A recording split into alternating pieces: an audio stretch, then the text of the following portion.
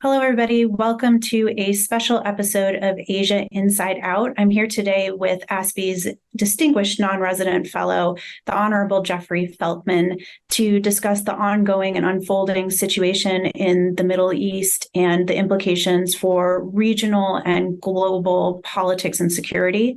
I have with me the Honorable Jeffrey Feltman, who is a former U.S. Foreign Service officer who concentrated in the Middle East and North Africa with tours in Israel and the Palestinian territories. Ambassador Feltman was also ambassador to Lebanon. He was Assistant Secretary of State for Near Eastern Affairs and continued to work on the evolving situation in the Middle East when he moved to the United Nations as the Undersecretary General for Political Affairs. So thank you so much for joining me, Jeffrey. I really appreciate you taking the time. Thank you very much for inviting me. It's an honor to be here and have this conversation with you about a terrible situation that will be unfolding for some time. Yeah, so for anyone who has not been following the news, we're here today to discuss the developments over the last week. There was a major terrorist attack perpetrated by Hamas in Israeli territories this last Saturday. And since then, there have been a continued Israeli response, including bombardment of Gaza, where Hamas is based. And, I really want to get into, Jeffrey, now that we've had several days to kind of see this situation unfold, what has surprised you most about the regional reactions to the Hamas terrorist attack and also regional reactions to Israel's response? Roy, if I may, I think my biggest surprise in this awful situation wasn't necessarily the regional reaction, but it was the Israeli intelligence failures. Because to put this in context, you think about the 9/11 attacks against the United States. There were 19 hijackers. Who knows how many people were working with those hijackers to pull those up? But we're probably talking about, a few dozen people. A terrorist attack into Israel from Gaza included hundreds, if not thousands. There are estimates of up to 4,000 people infiltrated. And Israel believed that it had the Gaza Strip very well surveilled through technical means, through human sources, et cetera. But yet Hamas was able to pull off a terrorist attack that included thousands of people by air, by sea, by land, and included abductions, where they were able to rampage over 30 square miles, area of southern Israel for hours before the IDF, the Israeli Defense Forces, showed up. So my biggest surprise was that Israel had become complacent with its understanding of the Gaza Strip and had failed to anticipate this. It was a much bigger failure, in my view, than the U.S. failure in 9/11, simply because of the sophistication, the scale of the attack. I think another thing I found interesting about the regional reaction, to get to your question, was there was an emergency security council session that was called on Sunday, a few days ago, the day after the news came out about some of the atrocities that Hamas terrorists had been committing against Israeli citizens. And the United States joined with the United Arab Emirates to draft a statement that the Security Council was to issue that condemned the terrorist attack, that condemned the attacks on civilians. It never got released because the Russians blocked it. The Russians didn't like the language about the need to about targeting civilians.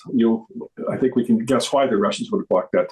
But it was interesting that the UAE felt confident enough to join with the United States in condemning what should be condemned. It's logical to condemn what Hamas did. The stories that are coming out about what happened to the victims, and of course the abductions, the human shields that have been taken back to Gaza is a war crime. So it's not illogical to condemn this. But given the fact that the UAE was one of the countries that signed the so-called Abraham Accords that came to a formal understanding, diplomatic recognition with Israel, felt confident enough about its public opinion to be able to condemn all this through a Security Council presidential statement, I think is significant. because the UAE must have anticipated that the Israeli response to these terrorist attacks is going to cause a lot of civilian casualties in Gaza. Gaza, in the urban built-up area, and urban warfare, as we saw in Fallujah with the U.S. troops, as the Israelis saw in Beirut in 1982, has a lot of caused a lot of civilian casualties, which is going to rile up the Arab public for understandable reasons. But yet the UAE proceeded with doing this, which I thought was interesting. I was also, this is farther away, but I'd be interested in your views on this. I was also surprised by India's reaction. This is farther from the region, but India and Israel only established diplomatic relations in 1992. I served many years in Israel, and I remember that there was sort of a correct but cold relationship between Israel and India. India is a champion of the global South. India, in my UN experience, my 6 years at the UN, was often siding with the pro-Palestinian, anti-Israeli resolutions in the General Assembly and elsewhere. So I was surprised to see how strongly Prime Minister Modi condemned what happened to the Israeli civilians, how strongly he stood with Israel against this terrorist attack. And for me, that was something, as I'm not a scholar of Indian politics, but it was something that I'm sort of interested in what you may have to say about that, because it was different than the Indian-Israeli relationship I was familiar with from my time at the UN and from my time serving in Israel. Yeah, I think there have been really different interpretations of the strength of the Indian response to this attack, and particularly India's and Prime Minister Modi's unwavering support for Israel. On the one hand, there are personal relationships. I think that Prime Minister Modi in particular is a leader who really values relationships built, and has clearly built a close relationship with Benjamin Netanyahu, and feels very strongly that the value of that relationship should come out in India's foreign policy and its relationship with the state-to-state relationship between India and Israel. I think India is, as you rightly pointed out, is incredibly concerned about terrorist attacks, and about the need for a strong, mobilized state response when incidents of terror occur. So I think those considerations right now are outweighing other considerations that India might have about its relationship, its brand, if you will, or its status in the Arab world that is, as you rightly pointed out, will be reacting very strongly to Israeli actions in Gaza. I wonder if I can ask you whether or not some of the outcomes that we're seeing and the diplomatic reaction is indicative of larger strategic shifts in the Middle East. One strategic shift is the one that you pointed out, the UAE coming out, and joining a UN resolution in support of Israel. I think there's also the recent development of Saudi-Iran normalization that's adding a layer of complexity to this picture. And of course, that was a development that was brokered or in some ways facilitated, mediated by China. Where do you see the kind of larger regional picture going? Some analysis has said that that there might be a sense in the region. Sorry, let me start that again. Where do you think these strategic shifts are leading us? Are Arab countries becoming more willing, able to tolerate a continued Israeli presence than they once were? And is that reflected in some of the diplomatic maneuvering and calls for de-escalation that you're seeing in the region right now? Yeah. If you look at the countries that have one type of peace agreement, diplomatic recognition with Israel, of course, Egypt was the first, and Jordan, UAE, Bahrain, Morocco. Sudan is a special case. But you can see, and then after the Oslo Accords in the early 90s, there were also diplomatic exchanges between Tunisia and Oman and Israel. Those dried up with the Second Palestinian Intifada that broke out in September 2000. But you can see that the bulk of the Arab world is dealing with the fact that Israel is a reality in their region, and more than that, countries like the UAE see Israel as a strategic partner in terms of economic growth, investment, in terms of security, intelligence sharing, in terms of being a counterweight to Iran. So yes, I think that in general, much of the Arab world, not all of it, you've got the Syrias of the world, but much of the Arab world is living with the fact that Israel is a reality in the region. But the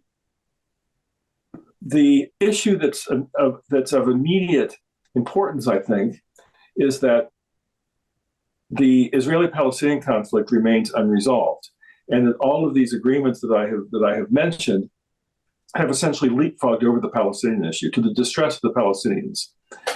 And it's hard to put your head into the mind of Hamas terrorists that would kidnap grandmothers and shoot babies, of what they're really thinking. But I would suspect that one of their objectives was to put the Palestinian issue back in the news, and of course that has happened, not in a way that I think particularly benefits the Palestinian people, but I think Hamas was sending a signal that you can't ignore the Palestinian issue. You can't leapfrog over us and expect the region to be stable and in peace. So in that, unfortunately, Hamas has been successful. I mean, even in our country, Donald Trump is not the top of the news these days. It's the atrocity the Hamas terrorists committed, and now the very brutal war that Israel will be doing in terms of a response. There is, of course, the so-called axis of resistance: Iran, Syria, the Iranian proxies such as Hezbollah, to some extent the Houthis in Yemen, to some extent Hamas, Palestinian Islamic Jihad. There's a counterweight to all of this. But when you look at the countries like the UAE, Saudi Arabia, Bahrain, they don't like the Muslim Brotherhood. They see that as a threat. That was the roots of Hamas, were Muslim Brotherhood. And whatever they're doing in order to live with Iran, they don't particularly like Iran either. They don't trust Iran either. And Hamas has both Muslim Brotherhood and Iran connections. So I think one of the reasons why you're not going to see a really strong reaction from the Gulf countries is because they don't like Hamas either. But they're going to have to balance their distaste for Hamas, along with their strategic interest in maintaining ties with Israel, with the public opinion that's going to be extremely distressed over what we're going to see in the coming days and weeks of the Israeli reprisal. And I think that my prediction is the UAE, Bahrain will just go very quiet. They'll just try not to draw attention to themselves. Saudi Arabia is a different case, because Mohammed bin Salman, the de facto ruler of Saudi Arabia, had been very forward-leaning in recent interviews in the media about progress in moving towards some kind of relationship with Israel. They weren't there yet, but he was signaling that things were moving in an interesting direction, that this would be historic. I think he was preparing his public for the possibility of this, because the Saudi public, like many Arab countries, is very much pro-Palestinian, and I think he was preparing his people. What happens now? I would expect there's going to be outrage. There's going to be the Israelis are going to do things that are going to outrage the Arab public. The atrocities that Hamas committed will be downplayed or seen as in the past. And then what does Mohammed bin Salman do? If he has this public that's really upset, but yet he's been out there saying before this that things were moving in the right direction, does he abandon the effort?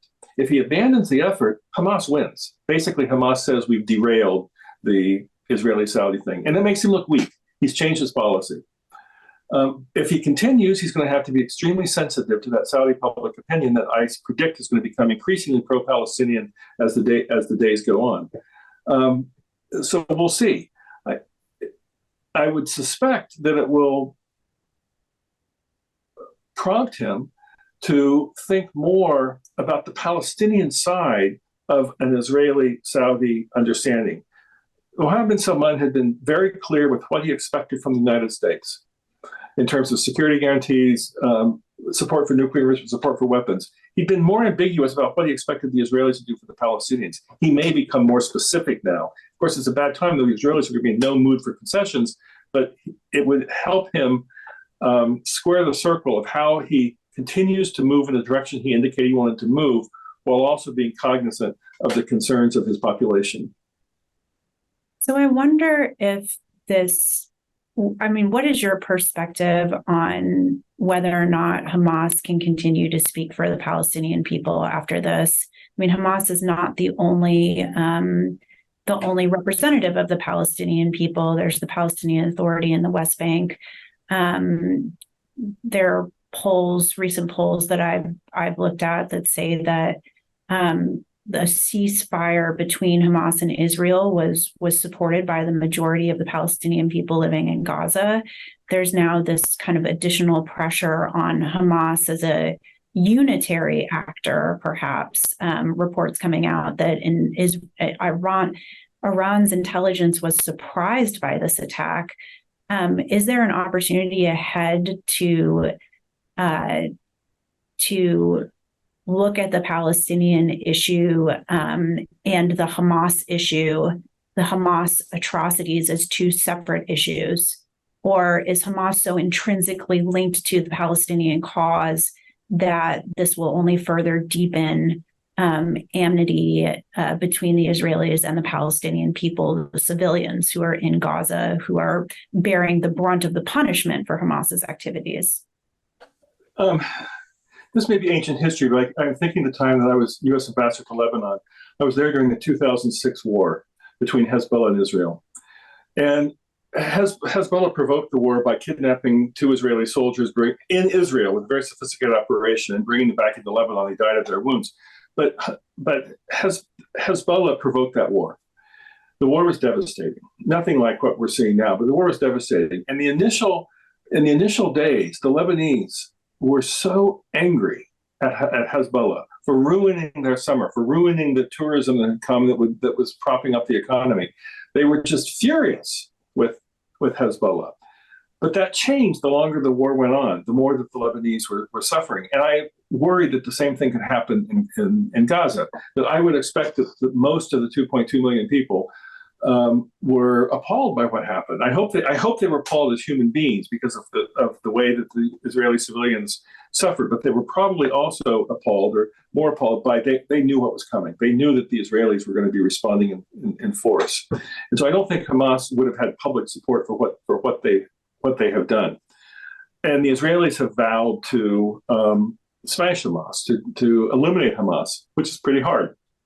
You know, a terrorist organization like Hamas, all you have to do is have 1 or 2 people survive somewhere, and when the military operations are over, pop up and say, "I'm still here," and proclaim victory just because they survived, even if their capacity has been degraded.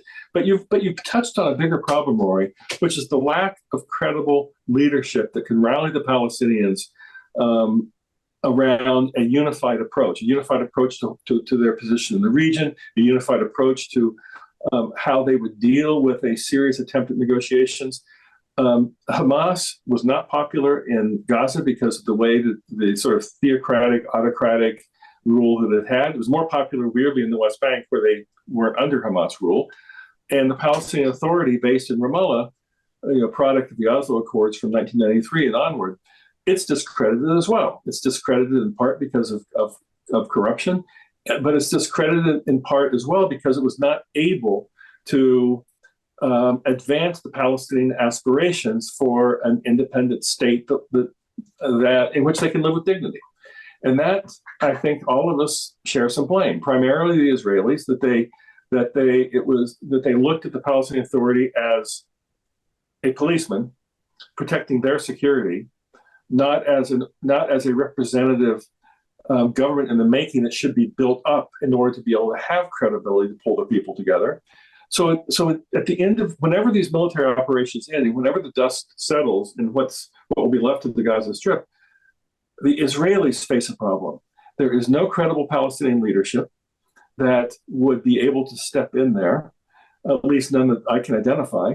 And the Israelis are not going to want to stay and try to administer a territory of 2.2 million people that will be more hostile toward Israel today than it was a week ago.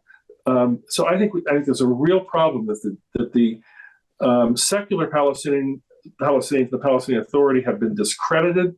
They've discredited themselves, plus the lack of progress on the peace process has discredited them. And Hamas will be seriously degraded, if not eliminated, and they weren't particularly popular anyway. I think we all are expecting the humanitarian situation in Gaza to get worse, just based on the preponderance of military power that Israel is bringing to bear to, in its words, crush Hamas. Its leadership has said that Gaza will never look the same and made other comments suggesting that the scale of what is to come in Gaza is really large. You spent a fair amount of your time in the United Nations and just working with the international community on these issues.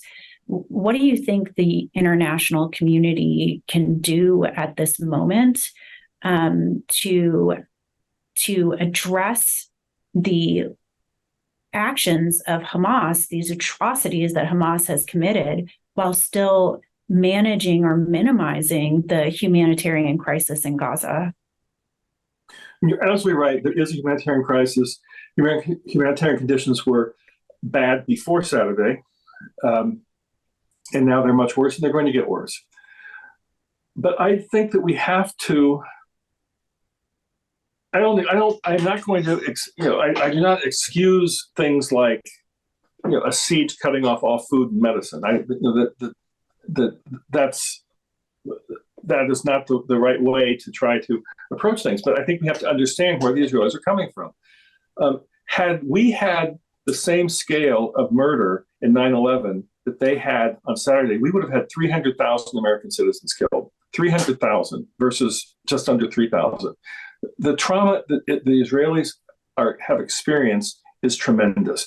And those of us that want to see humanitarian assistance flow to the civilians in Gaza need to keep in mind that when we talk to the Israelis.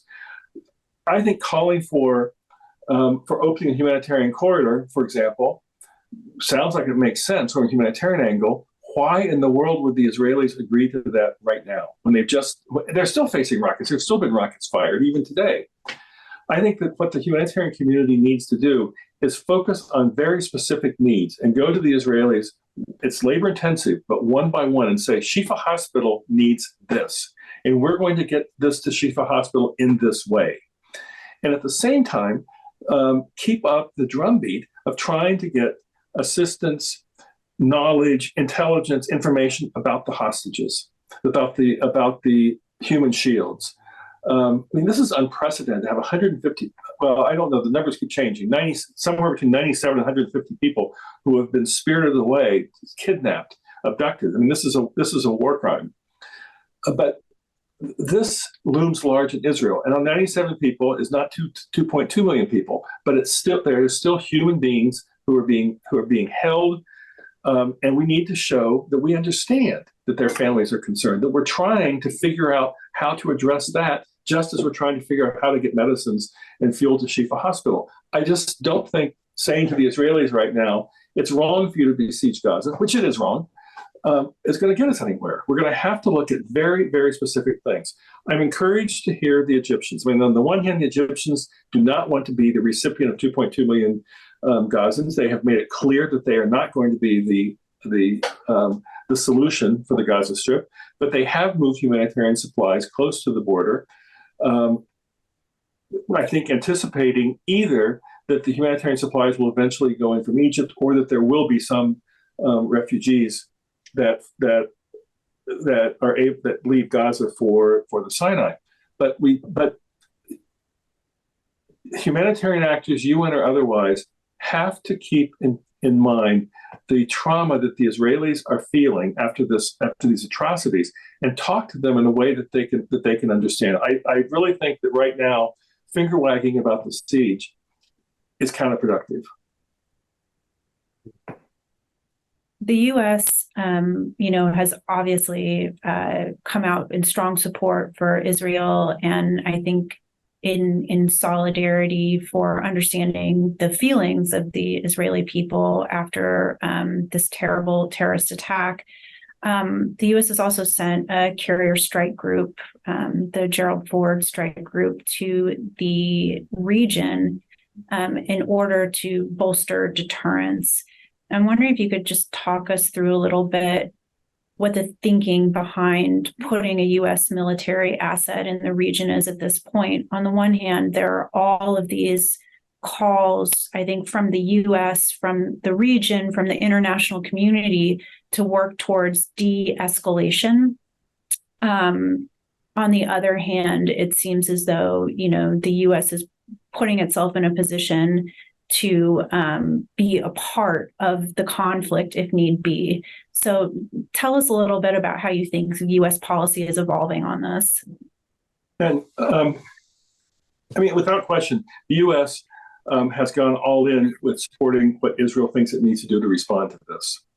And those of us concerned about the fate of the Palestinians would like to see a little bit more emphasis on the need to comply with international humanitarian law and all of that. But the fact is that right now, the U.S. is all in understanding the need for Israel to respond to these atrocities.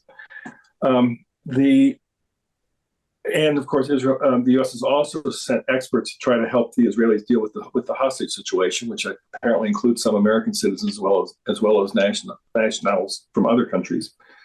I think that the strike group is more aimed at Iran, more aimed at. I don't think it has anything to do with Gaza per se. It's a warning to Iran that if Hezbollah would start releasing its arsenal, that the U.S. has ways to respond to that. If you look at previous situations like this, again, I'm going back to 2006, where we're all prisoners of our own experience. The U.S. had a similar view after the Hamas attack, after the Hamas kidnapping of the Israeli soldiers. This is, of course, small compared to what happened to the Israelis on Saturday. And then Hamas, when Israel started retaliating, Hezbollah started lobbing rockets into Israel, temporarily displacing hundreds of thousands of people. And the U.S. was very supportive of Israel's right to respond to this.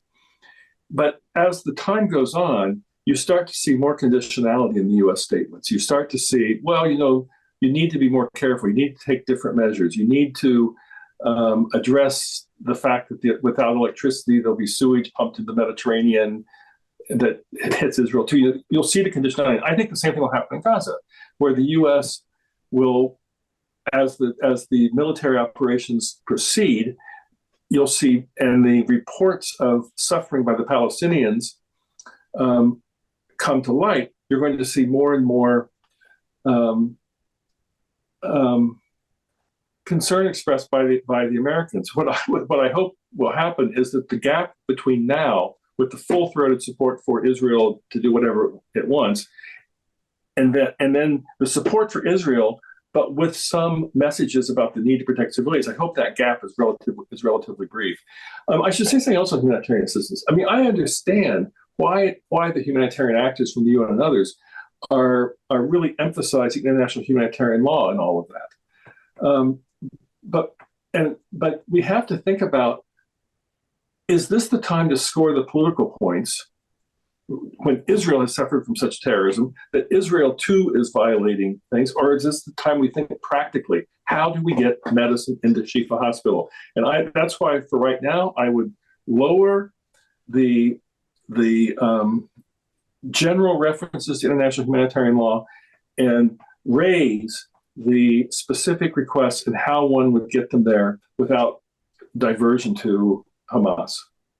I think one thing that is coming out in the statements from Asian countries, not just the big statements, from China, but also from Muslim majority countries in Southeast Asia, Malaysia, Indonesia, do underscore what you've said about putting the issue of a Palestinian statehood front and center as this crisis unfolds. So many of those statements reference, the kind of the core issue that needs to be addressed, the root cause of the problem being this unresolved status of statehood for Palestine. Where do you think that the solutions for, Israel-Palestine, let's call it peaceful coexistence for lack of a better term, where do you think we stand on the path toward that goal after the events of the last week?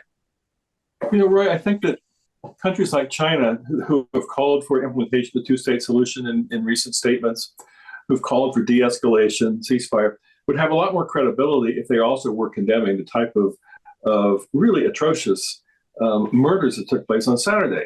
When they call for de-escalation, ceasefire, without condemnation of what happened, the Israelis are going to hear this in a certain way. They're going to hear that the Chinese aren't actually neutral. They're actually siding with the Palestinians because they aren't condemning the terrorism. And this, of course, is China is a country that has what they say zero tolerance for terrorism when it comes to Xinjiang. That they're a country that's supposed to be standing for zero tolerance for terrorism, and their statements have been quite weak. So I would imagine the Israelis are not hearing the Chinese statements in the belief that they're being issued in good faith. In terms of the long-term solution, of course, this is now back on the agenda, whereas, as we said earlier, the Palestinian issue had been more or less sidelined by everyone else except the Palestinians. And now people are going to have to think about this again. As difficult as it is to imagine how it could be implemented, I still think that the two-state solution is the only way forward, because the Israelis don't want the Palestinians living with them. The Palestinians don't want the Israelis living with them or being under Israeli tutelage any longer. And the idea of expelling basically 4 or 5 million Palestinians, which some of the ministers in the government that was just replaced by the unity government have said is the goal, is not realistic. I don't think Jordan or Egypt or other countries are going to absorb the Palestinians, nor do I think they're going to leave. They learned that lesson in 1948 when they left their houses. So the only way this is going to be resolved is through a two-state solution. But that solution was already at risk of disappearing because of settlement expansion, because of settler violence in the West Bank, and getting the Israelis to think seriously again about a two-state solution when they've just been through this trauma outside from Gaza is going to be hard. But I will give one little glimmer of hope. Israel in 1973 was shocked on the Yom Kippur War, another intelligence failure. Arab armies from Syria and Egypt jointly attacked Israel and Israeli occupied territories on Yom Kippur, took the Israelis by utter surprise, strategic failure. That led to the Camp David Accords. The shock of that created the atmosphere by which the Camp David Accords between Egypt and Israel were codified, which returned the Sinai to Egypt. And while it's not an easy relationship at a public level between the Israelis and the Egyptians, the peace has existed. The peace has continued, and so one hopes that at some point the shock of what happened to the Israelis and the shock of what's happening in Gaza now will create the atmosphere to revive some kind of process toward a two-state solution. Thank you so much for sharing all these insights with us and for leaving us on a potentially positive note. Be sure to, follow our work in the weeks to come as we think more about how this conflict is reverberating throughout Asia. Once again, thank you so much for your time. Thank you for having me.